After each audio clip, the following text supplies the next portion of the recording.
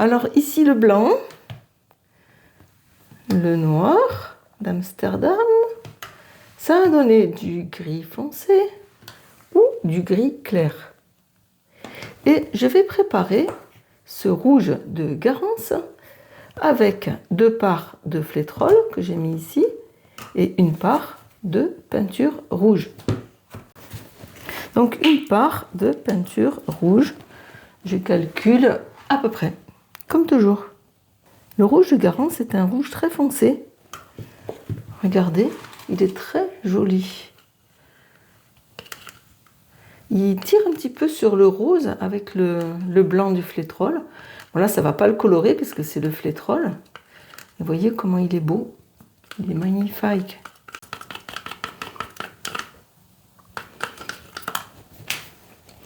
L'eau qu'on rajoute dépend beaucoup des peintures que l'on utilise. On ne va pas dire qu'on met une part d'eau pour une part de peinture.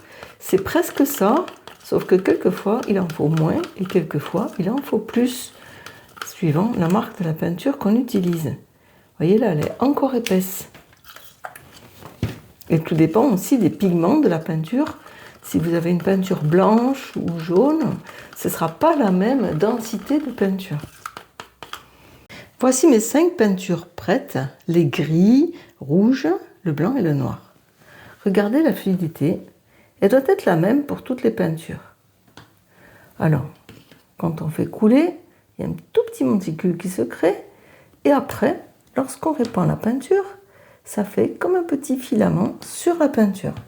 Bon, sur le blanc, on ne voit pas grand-chose.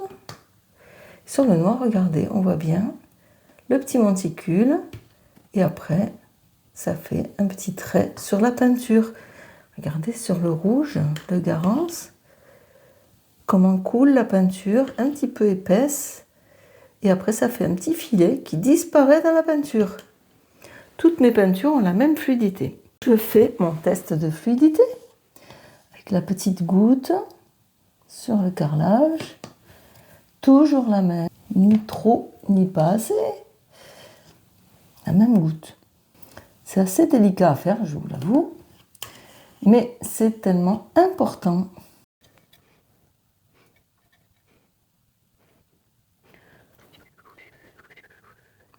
Voilà, top. Bon, alors ces deux sont encore un peu épaisses, parce que j'avais déjà mis de l'eau dedans, elles étaient un peu épaisses. Le blanc aussi un petit peu, celui-là est très liquide, ça je le savais. Je vais rajouter quand même un petit peu d'eau dans ces deux pour avoir quand même une texture un peu mieux. Par contre, la texture est très épaisse de ces peintures. Alors ça, c'est intéressant. C'est à force de faire de la peinture pouring que vous aurez l'habitude des consistances. Au début, forcément, on ne s'en aperçoit pas, on n'y arrive pas forcément. Et après, les consistances, ça vient tout seul. En remuant la peinture, on s'aperçoit qu'on a bien fait la bonne consistance. Je vais mettre toutes ces peintures dans les Speed Cup.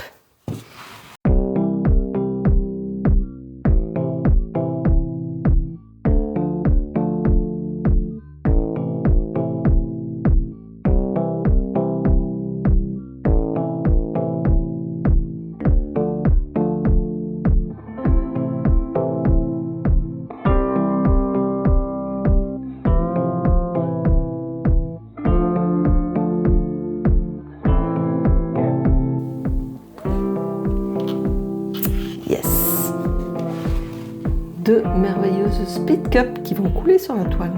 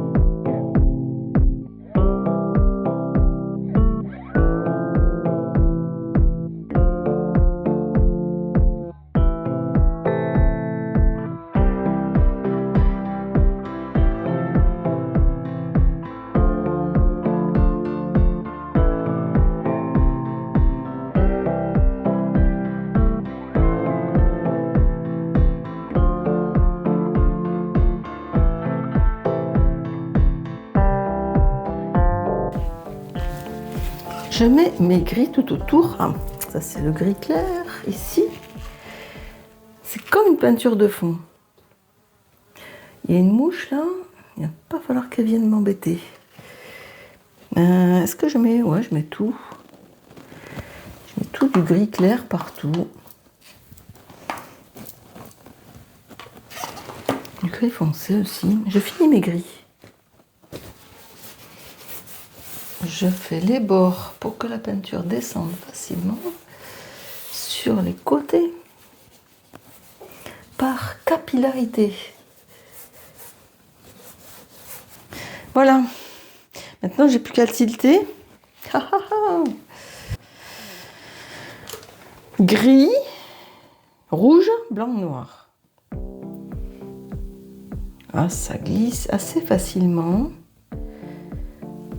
Alors, je répands la peinture, comme je dis à chaque fois, sur ma toile. C'est-à-dire, je ne vais pas faire descendre la peinture pour l'instant.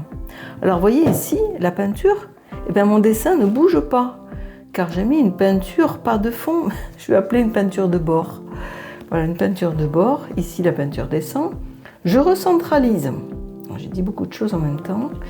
Là, je fais descendre jusqu'au bord, la peinture de bord. Je recentralise avant d'aller sur les autres côtés. Alors maintenant, je vais sur le côté ici. Je ne fais pas descendre encore la peinture. Enfin, pas tout. Je recentralise et je vais au fond. Et cette fois, je vais commencer à faire descendre sur les bords ou les coins. Alors, attention, ça va aller très vite. Hop. C'est très joli. Maintenant, au fond, ici, alors je pourrais laisser un peu de gris, c'est pour ça que j'ai mis cette peinture qui est comme la peinture du milieu. Comme ça, je peux laisser un petit peu de peinture de bord. Attention, ici, je ne veux pas perdre ce dessin. Hop là! Bon, ça fait un petit coin comme ça, bizarre, mais il me reste plus que ce coin ici à faire. Et après, je vais voir quel dessin je vais faire. Hop, voilà.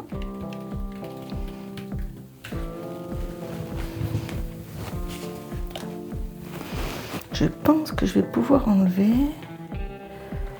ce petit coin là-bas. Après, je peux mettre du blanc pour l'enlever. Voilà. Je recentralise. Ah, superbe, superbe, superbe. Alors attention, car à force, ça se déforme. Il ne faut pas trop le déformer quand même. Je vais en perdre un peu ici aussi.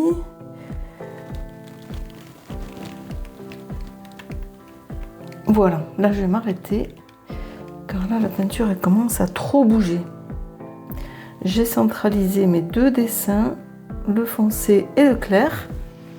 Eh ben c'est pas mal. Qu'est-ce que vous en pensez? Vous me le dites en commentaire de ce que vous pensez de ces gris rouges, rouge de Garance. Regardez, ici il commence à y avoir les petits effets. Je vais vous montrer de près, mais ça semble bien sympathique quand même. Et voilà, gris et rouge. C'est magnifique. En fait, le rouge, il ravive le gris. C'est vraiment sympa, très sympa, j'adore. Vous me dites en commentaire si vous aimez et si vous avez envie de faire des peintures grises et rouges. Regardez comme c'est beau.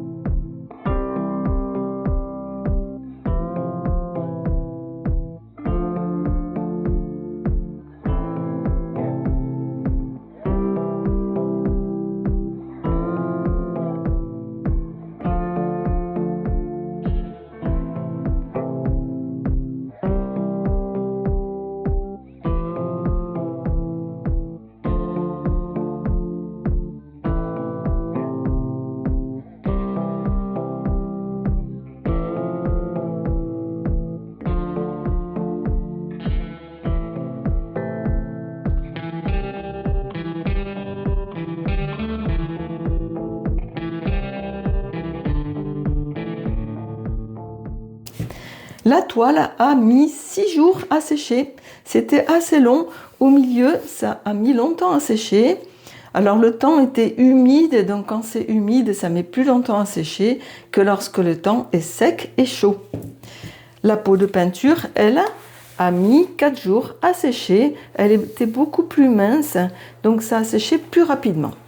Je vais maintenant enlever cette peau de peinture pour éventuellement la poser ici. Je vais voir ce que ça va donner. Alors, je mets mon entonnoir dessus et je vais découper cette peau de peinture. Ça se soulève très facilement. Oh! Dessous, c'est magnifique. Il y a juste une petite bulle ici. Ah, c'est très sympa.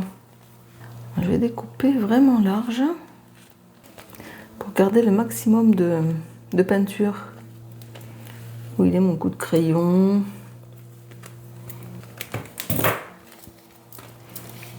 Oh, magnifique, magnifique ce rond.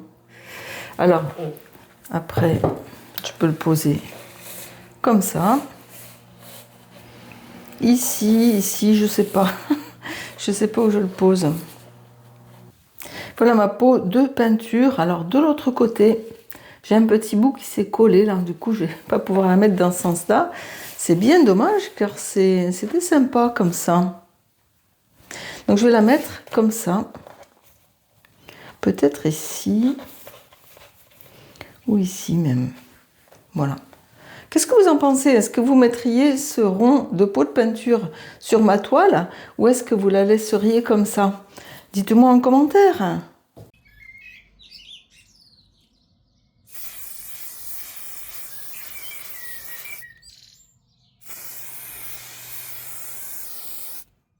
Voici le résultat sec et verni de ma toile avec la peau de peinture que j'ai posée ici.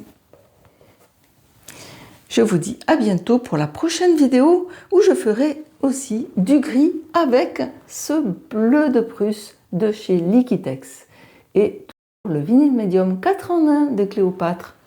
Je vous dis à bientôt pour la prochaine vidéo.